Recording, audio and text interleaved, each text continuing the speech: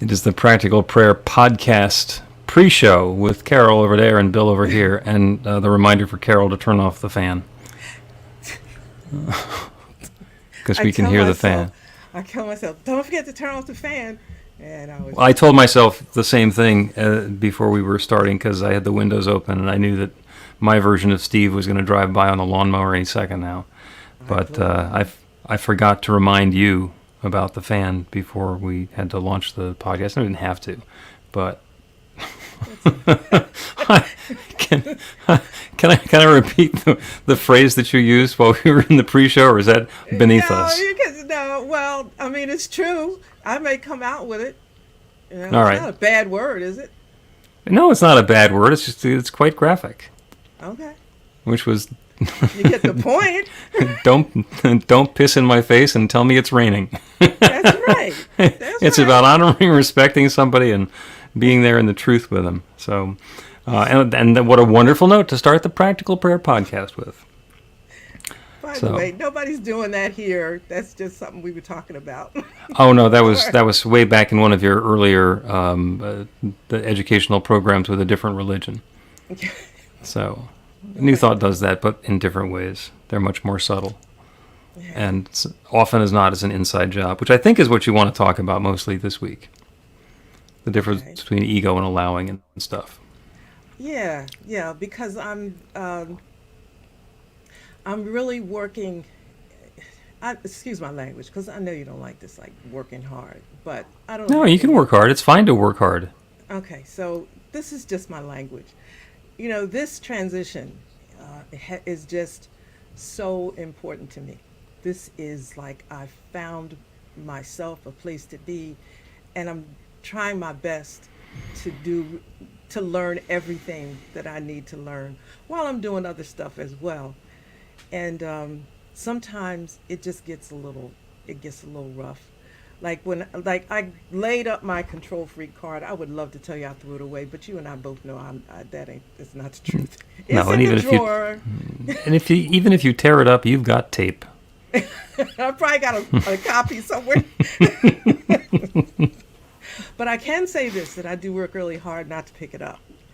And sometimes situations come up that it feels like I need to be using this.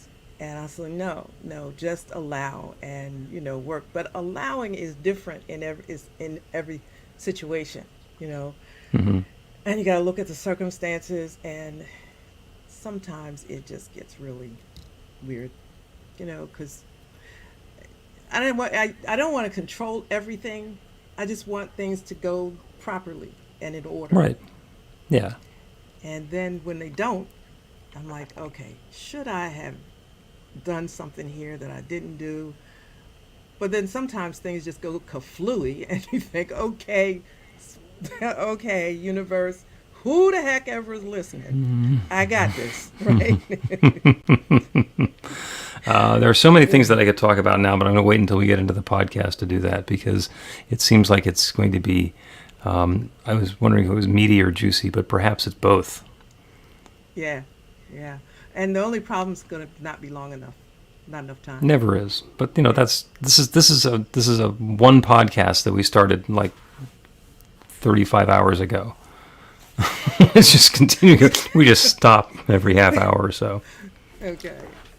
Shall we start said podcast? Absolutely. All right, and I just want to say to the folks who are watching and listening online on Facebook and YouTube, or in the recordings that we have that are available later. If you want to send a message to us, you can go to bethelight.com, b-the-light.com, or if you're here now, you can send us a message through the comments. We can include a topic that you're interested in, or we can do a prayer for something particular that you're interested in, because as you can see, we don't do a whole lot of pre-program prep so that we can have everything aligned and in order before we begin. Was that understated? Yeah, that was understated. All right, here comes the show. A practical prayer is a prayer that works. These discussions between Reverend Bill Marchiony and Carol Lawrence dive into the details of how it works and how to work it. Reverend Bill is a New Thought minister and the author of Practical Prayer for Real Results. Your new life begins with a new thought. Carol Lawrence is on a spiritual quest, finding the New Thought teaching after decades on the pulpit in 3 different traditional denominations. I've got some questions. Together, they're exploring the philosophy and activities that come together from many of the world's religions to create the practical spirituality that is New Thought.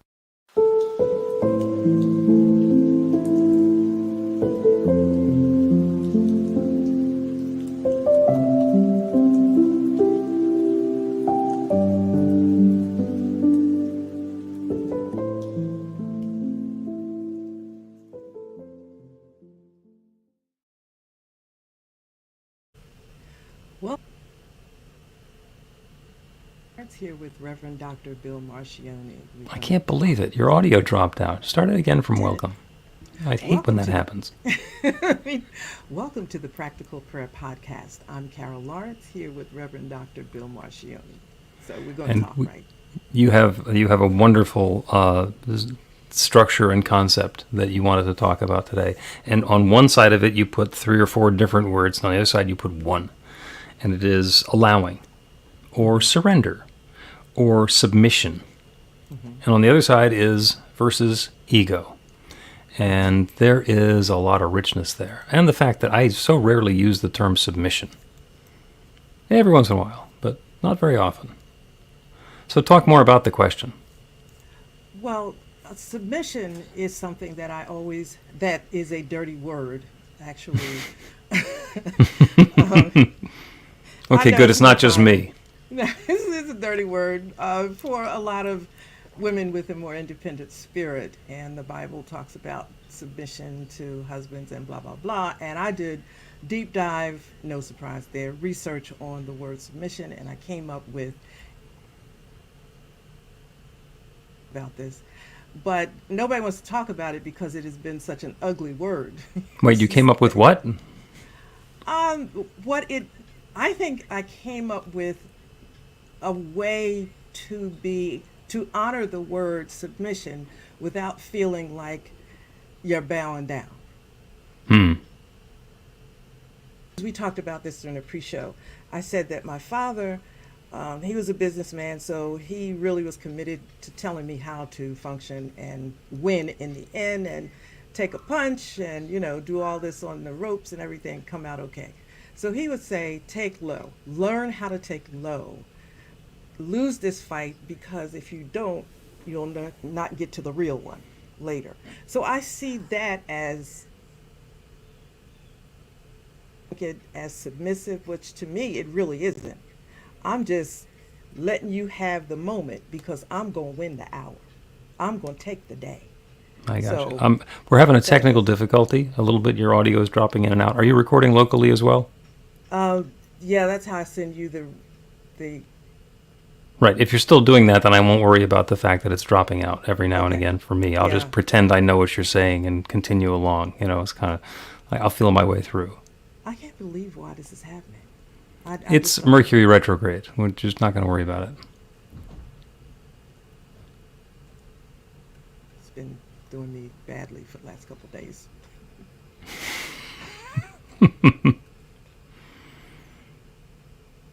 He says, oh yeah, so.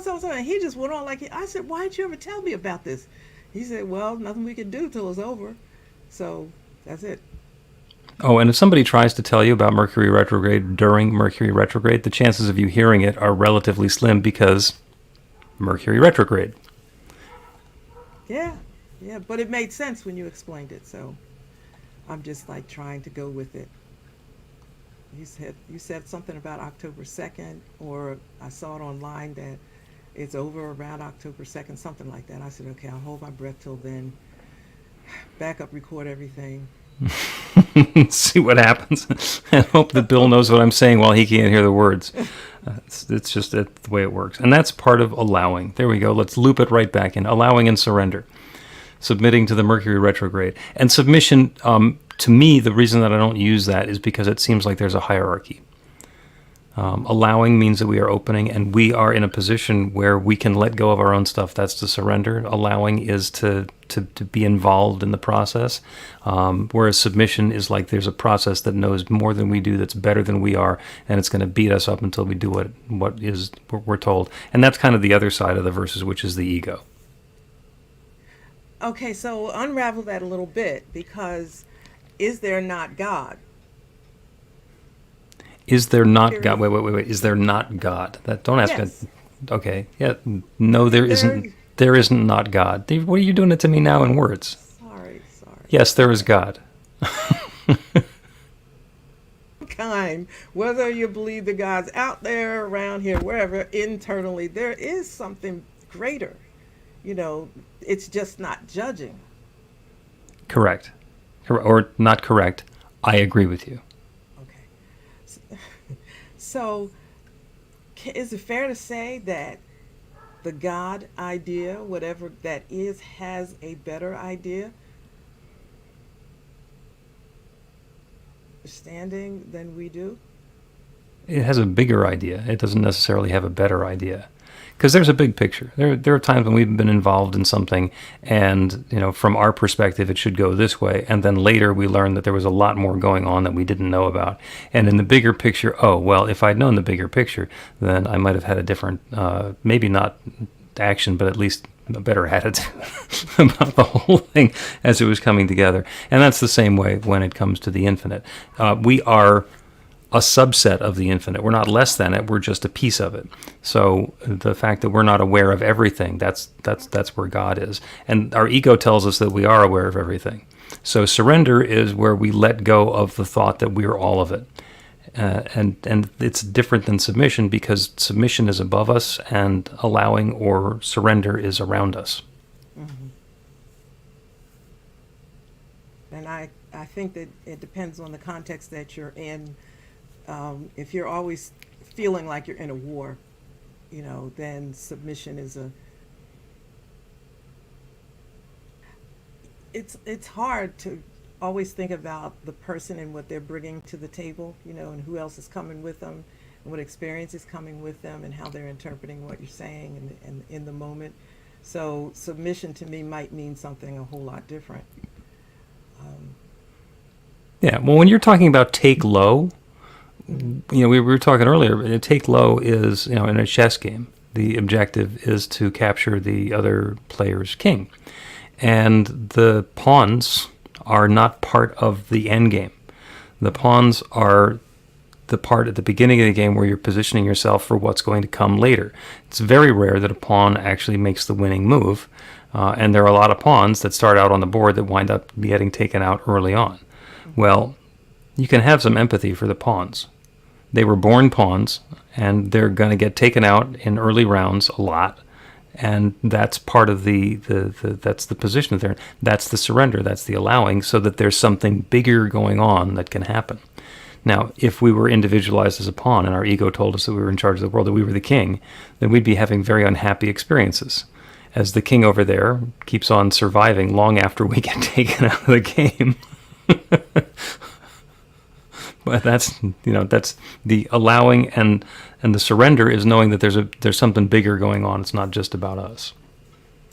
Yeah, I think it takes some practice, and faith comes in there too. It's just so many things that come in there, because right now I'm looking back on certain experiences, which we all do. If I knew then what I know now, I wouldn't have done ...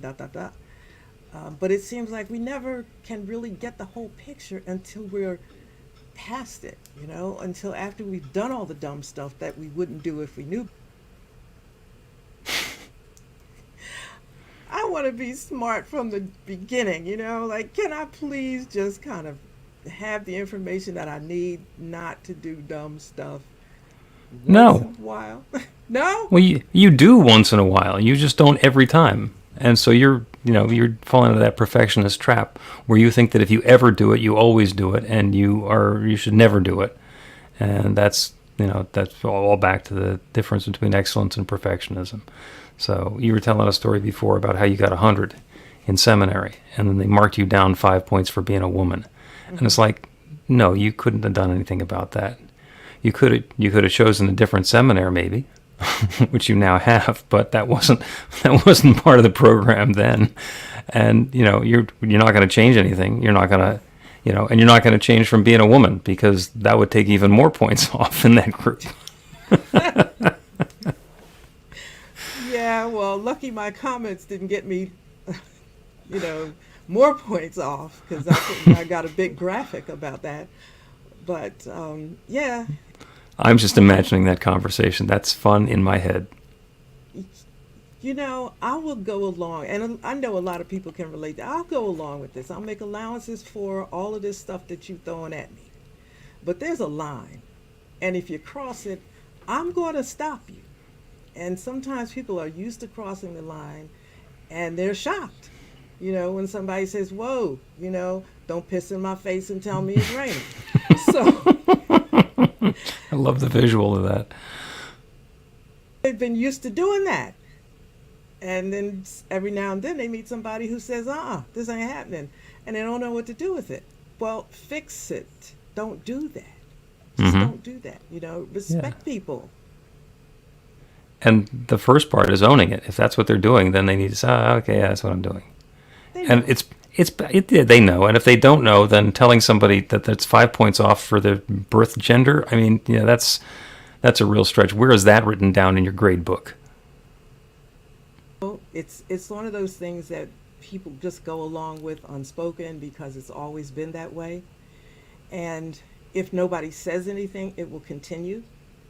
Well, I'm not saying that it changed after me. I can tell you there was conversation about it after me. And it's up to the next person that comes along to continue to say, you're not doing this. But also, I felt like every battle isn't mine. To get on to where I'm going, so you got this, but I want you to understand that I know that it's piss and not rain. You know what? You brought up an excellent point, and it's actually a cornerstone of the New Thought teaching, which is the ability to look a fact in the face and know something better, to be able to deny that which has always been. And the big part for me is when somebody says, well, that's the way it's always been. The answer is up until now. Because in the infinite universe, whatever happened up until now is simply precursor to this moment, and anything is possible. Let's take a break, and when we return, we will continue talking about this level of detail. Learn to put practical prayer to work in your life. The steps are simple to learn and let you begin to get real results to create the life of your dreams immediately. Reverend Bill Marchiony's widely acclaimed book, Practical Prayer for Real Results, gives you a clear summary of the New Thought principles behind practical prayer and the series of easy-to-understand steps found in the most effective prayers from religions and spiritual practices all over the world and throughout history. Practical prayer is not a replacement for your religion or practice. It's a technique to make the work you do in consciousness even more effective. The book includes 40 prayers on various topics that you can adapt as needed and use as your own. Practical Prayer for Real Results is available in paperback, Kindle, and audiobook on Amazon or at b-the-light.com. That's b-the-light.com. Welcome back to the Practical Prayer Podcast. I'm Carol Lawrence, here with Reverend Dr. Bill Marchiony. Let's go. Let's go. That's the way it's always been. That was actually, even in the business world, even in small business, when I was really young, I was in my teens and I was in my early 20s, and people say, well, that's the way we've always done it. It's like, well, that doesn't mean make it good. That just makes it easy or familiar or, in some cases, obsolete. I was at one point working in a graphics company. I was the consultant who was helping them to advance their desktop publishing operations. And this was back in the good old days when desktop publishing was relatively new, and not everybody knew how to do it, and it was not easy. And one of the women who was working for me started doing something on the computer and jumping through some hoops. And it's a lot of work on a graphic that the client had supplied. I said, well, what are you doing? She says, oh, well, this is to get around X, Y, or Z limitation in the software. I think it was Adobe Illustrator. And I said, oh, Okay, yeah, I recognize what you're doing. The issue, the bug in the software that made you have to do that, got fixed 5 years ago. So the workaround that you're still doing, that's taking an extra 40 minutes every page, still works. You just don't have to do it. You can just click the button and it's going to get done automatically. Yeah, yeah. But if that's the way you've always done it, if there's not a reason to look at it and evaluate it and say, is this still what I want to be experiencing? Is this still what I want to be doing? Then we get to keep on doing it and we continue to get the same result. Mm-hmm. And then it's about not wanting to change, because what's going to happen when things change? Will I still be able to function at the level that I am, or be at the level that I am? I used to resent the idea that ego always came into the conversation. I really, really did. A fix on that. And I think I still do, but but it does come in the conversation much more than I thought. Much, much more. Because a lot of times I think in saying that ego fighting to stay alive or in control. And, it just is amazing how important that is to some. Oh, yeah. It's important that things stay this way, because what's going to happen to me? And I'm thinking nothing. Be different. We'll learn. Let's what my line is, let's go. Let's go. Let's go. I mean, there used to be a huge problem in New York City. I grew up outside New York and I went to school at NYU. There were a couple of really huge problems in New York City. One of them was all the horse manure that was on the streets because of the horse-drawn wagons and carriages and whatnot. And another one was all of the soot that was all over the buildings from the coal that was being burned in furnaces all over the city. And on the one hand, those problems got cleaned up. That was wonderful. But do you know how many people whose job it was to sweep up after horses got put out of work? The buggy whip manufacturing industry was decimated by those cars, those horseless carriages. And, it's a reason for uproar and turmoil. And the same thing is going on now as we're looking at the energy that we've been using and the energy that we want to be using in the future. And you can look at that and say, what's going to happen to the coal miners and the oil field workers and everybody in the energy business? And if somebody was running a railroad 100, 150 years ago, and they tried to stay in the railroad business, they might have been struggling. But if they realize they're in the transportation business, and here are some airplanes that are coming along, and we can diversify into shipping and trucking, and the transportation business includes things like FedEx. So it's possible to actually do pretty well if you stay in the energy business or the transportation business instead of focusing in and saying, I'm in the railroad business. And that's like take a deep breath. You've got to be a little bit brave or have a lot of faith. For example, there's something that was real ground. I went to a restaurant a couple of weeks ago, and there was no waitress. It was a robot. And the robot brought your food, and then somebody would come and put it on the table. But it was like,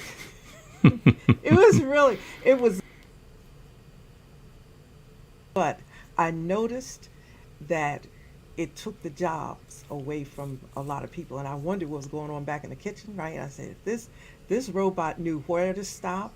It said thank you. It turned around, said see you later. I mean, it did everything that a human did. Mm-hmm. And I thought, okay, a lot of people are going to be upset because these robots are.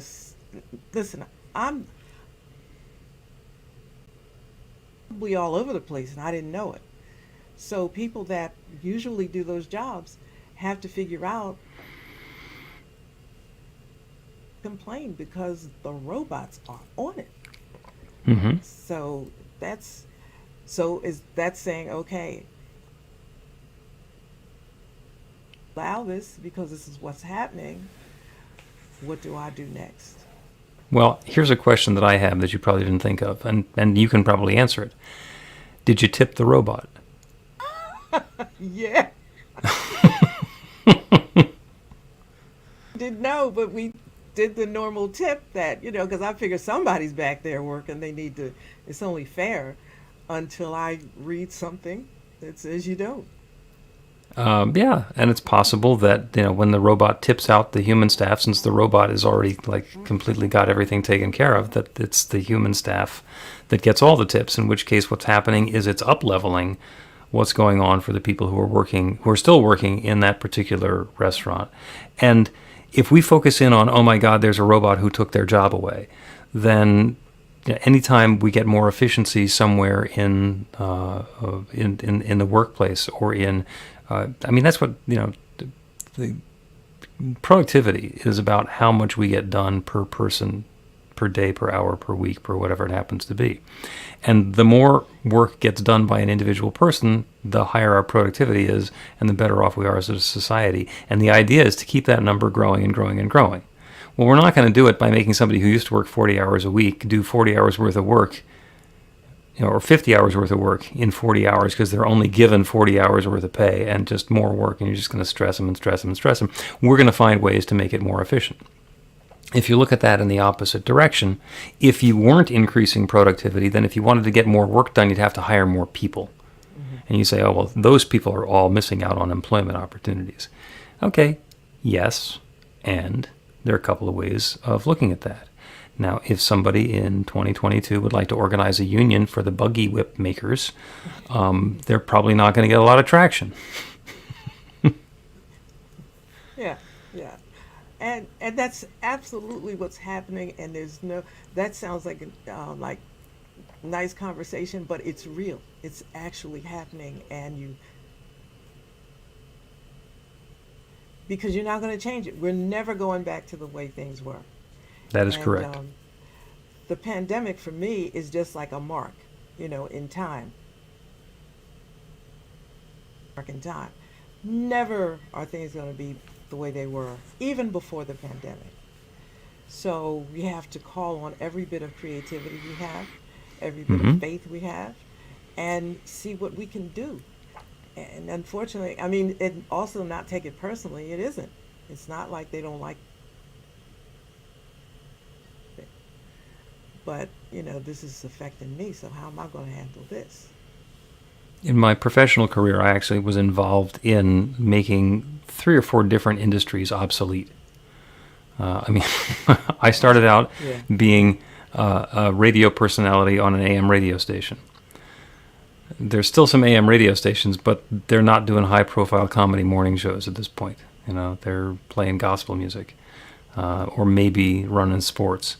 And then after that, I went into the publishing industry, and the first company that I worked for doing that seriously was in the typesetting business. Remember back in the old days when they did typesetting? They used to have typography shops. They don't do that anymore. So I was involved in moving from people who had a job as a typesetter to people who were using computers, and that was a small function of what they're doing was typesetting. So we put the typesetters out of business, and there were production shops that would take the layout files that the artists at the ad agencies and the book publishers and things and turn those into the films that the printing companies could use. Well, I was involved in putting the trade companies out of work, because now it goes straight from the ad agency to the printing company, and making that more and more and more efficient. There were whole departments at the printing companies that we did away with by making them go digital. And there are, of course, the 2 ways that you can look at that. Is what about all those poor people who are running printing presses, or doing typesetting, or these other things that they had spent a lot of time learning how to do? What about those poor people? And the other way you can look at it is that's evolution. That's the way evolution works. There's not a whole lot of call for blacksmiths anymore to put shoes on horses. Some, not like there used to be. Happening everywhere, I think, in every part of our lives. People are not going back to church the way they were. They're not going to do it. I don't care how cute you make it, because during the pandemic, comfortable. People are giving it up. Plus, there's folks like, New Thought voices out there talking about, listen, here's an alternative way to look at it. Yep. And and that's real. It's not a gimmick. It's real, and people are having an opportunity to look at things in a different way. Therefore, so what happens, elephants, you know, mega churches and so forth. Not all, but, you know, a lot of everybody's feeling it. In a lot of different ways where it has impacted my life. I don't have time to worry about it. It's not going back the way it was. Learn this new thing. Do the best you can, you know, stay up as long as you can and try to stay alert as you can. Read, try to figure it out, and, you know, the chicken those is are options, right? Yeah, the chicken is not going to go back into the egg. Right. It's not going to. It, you know, that opportunity, that moment in time has passed, and there's something new that's here now. And I agree. I think that's one of the wonderful things that New Thought has, is it's not anchored to things being a particular way, but it is more about the philosophy and the understanding about how things go from being the way they were to the way they are to the way they're on the way to being. Let's take another break, and we are going to, when we return, we'll do a prayer. You know what the prayer is for? What? Oh, neither do I. Get inspiration in an instant. God calls are the gentle and uplifting moment of truth to help you remember that the bright light of God's love is shining right now as you. It's your God Call with Reverend Bill. Start your 2-week free trial today, and you'll get a phone call 4 times a week from Reverend Bill with an uplifting half-minute message filled with insight, wisdom, story, and fun. Let your light shine. You can answer the call to listen to it live or let it go to voicemail so you can hear it later. After the free trial, your subscription is just $5.95 a month. The details are at godcall.org. God calls are disruptive, intentionally. Whenever you write something, put on a gold star. They take you away from your routine to remind you about the truth of who you really are. They come at random times between 8:15 a.m. and 6 p.m., so you won't be expecting them. And somehow, the message is exactly what you need to hear at the time. Magic is loose in the world. It's a moment of motivation in the middle of your day. Find out more and start your 2-week free trial now at godcall.org. Welcome back to the Practical Prayer Podcast. I'm Carol Lawrence here with Reverend Dr. Bill Marchiony. I got to say this. You know, we always take a break when the conversation is getting hot. We want to make sure it doesn't overheat. Last week, you know, we took a break and I'm like, what? It was really getting good.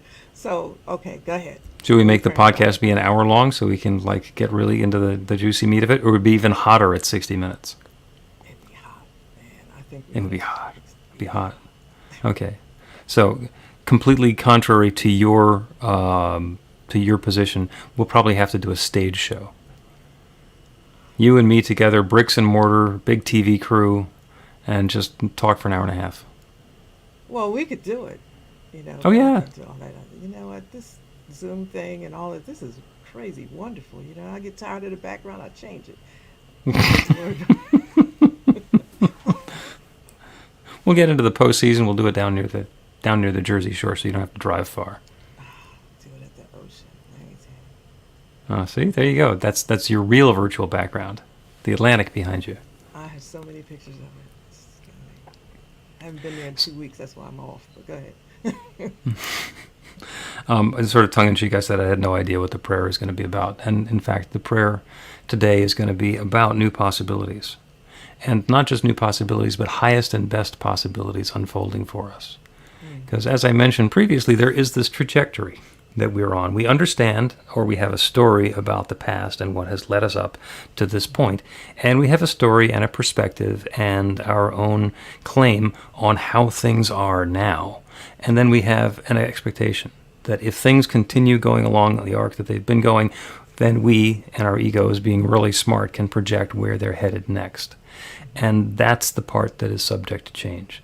In fact, in some cases, I've gone back and had a discussion with the people who I had an experience with, and it turns out that their experience was completely different than mine, and my assumption about what was going on, or my impression about what was going on, was not the same as it was for everybody else. So when I understood the bigger picture, it's like, oh, okay, I either didn't get it, or I misunderstood, or I overreacted, or I some other way, played a part in the drama that wasn't what I thought it was. So we actually get to change that part We can also change the part in the future because it doesn't have to go according to the linear trajectory that we have in mind. And it's possible that the place where we are right now is not the place where we think we are. For example, if there's somebody who's listening now who thinks that they're in a place of disempowerment, a place of less than, a place of not deserving whatever good it is that they're desiring, that's not true.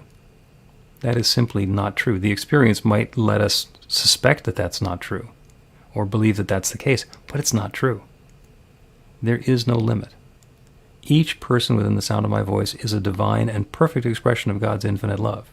And with that as the prequel, I'm going to start the prayer, because I know that Carol loves when I say this is where we're going to start the prayer. This prayer is to know that the newest, freshest, highest and best possibilities are unfolding for each and every one of us. And we know that because there is one infinite creative power, one divine presence, one love, one source. We call it God. We call it nature.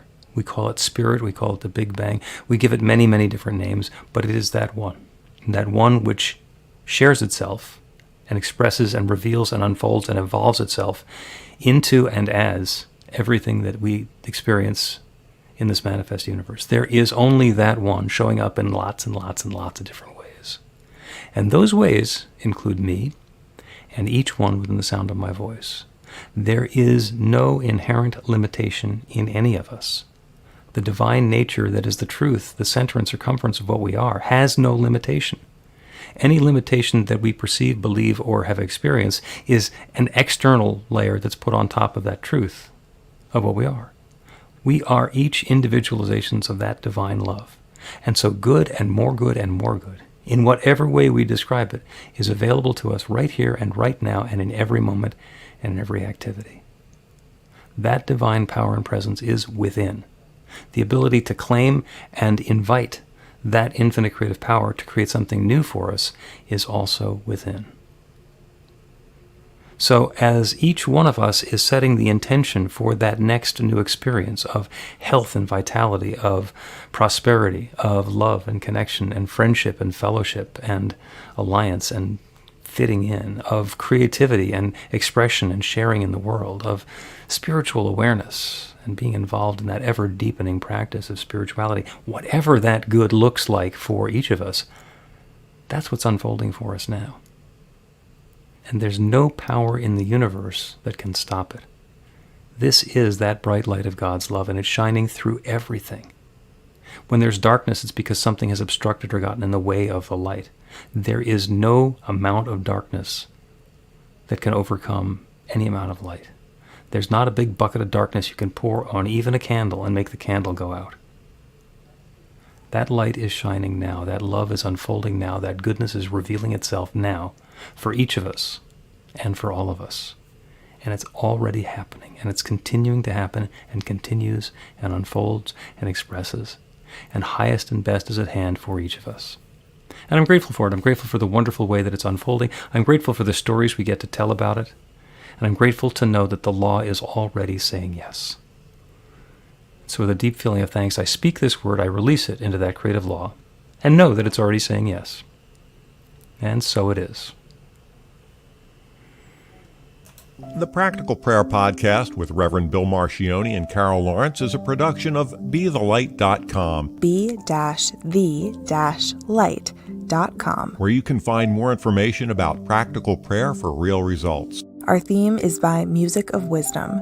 You can learn about the spiritual community of New Thought Philadelphia with daily guided meditations, Weekly celebrations of spirit, and Reverend Bill's classes in practical spirituality at newthoughtphilly.org.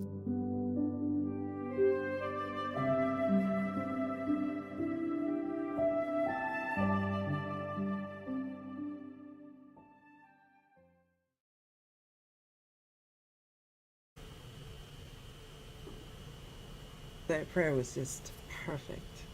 Thank you. Yeah, I like that one. It addressed some things that I was,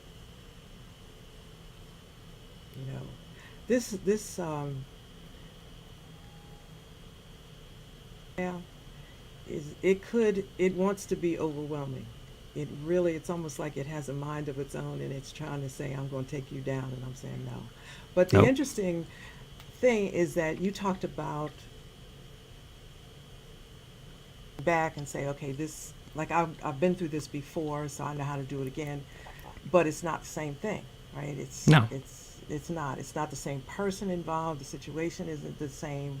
Nothing is the same, and so I'm standing there, navigating through something that I thought I had been through before. Okay. But I'm not going to, like, I wrote you a text earlier and you said breathe, and I thought, Mm-hmm. okay, just breathe. Did I say breathe or did I say breathe out? Breathe out. You did say breathe Yeah, out. breathe out. Breathe. When we get all wrapped up in something, the breathing in takes care of itself. It sounds like a gasp. You remember, just breathe out.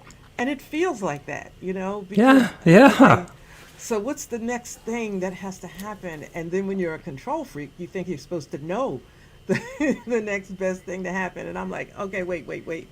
And when I saw that, I said, all right, just breathe out and see what happens now. Mm-hmm. And I got into my chair on time. Yep. You know, The audio connection for me, the biggest challenge for me is that you're dropping out like 3 or 4 times a minute for 3 or 4 seconds at a time. And I'm lip reading and interpolating what it is that you're saying. And on the one hand, it's a little bit fun. It is turning my half of the show into quite a tightrope act, because I might be getting it right or I might not. It's certainly requiring me to think a lot more than I usually have to. interesting. I promise I'll try to figure out what's going on, but I did do the record thing.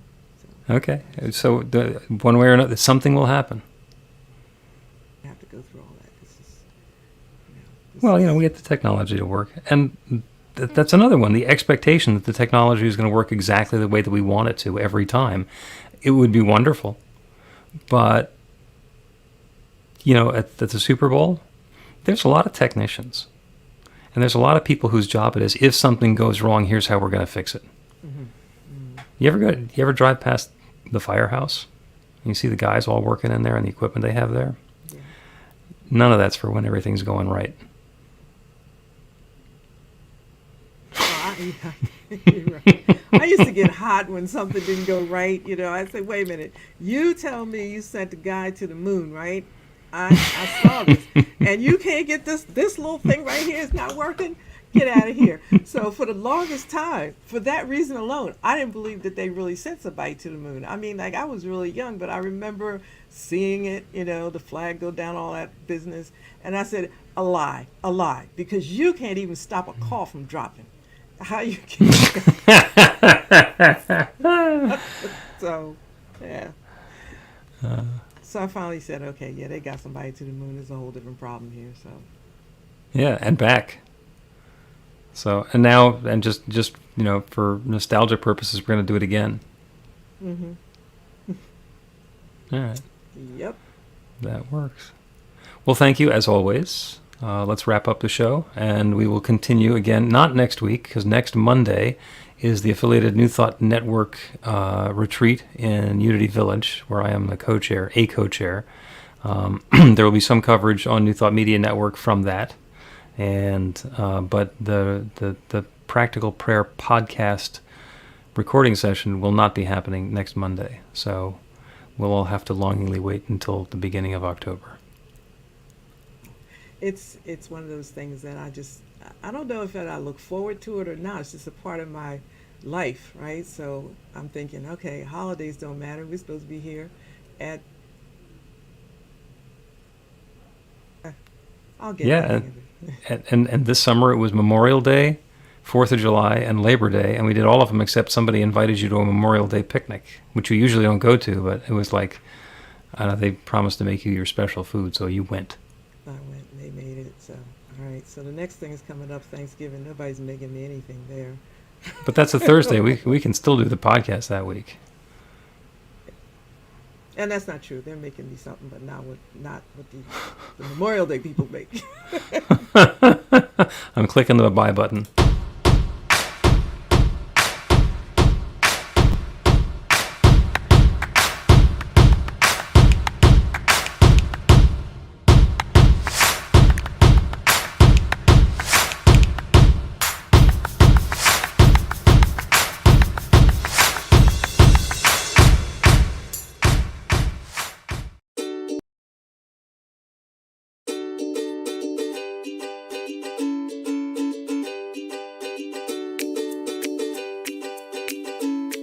Thank you, Center for Spiritual Living Denver, for your continued support. Thank you, Center for Spiritual Living Midtown Atlanta, for your monthly contribution. Thank you, Center for Spiritual Living North Jersey, for your monthly contribution. And please help us welcome Om Center for Spiritual Living in La Mesa, California. Thank you for your monthly donation. Thank you, Center for Spiritual Living Seattle, for your most generous donation. And a special thanks to Hefferlin Foundation for your generous technology grant.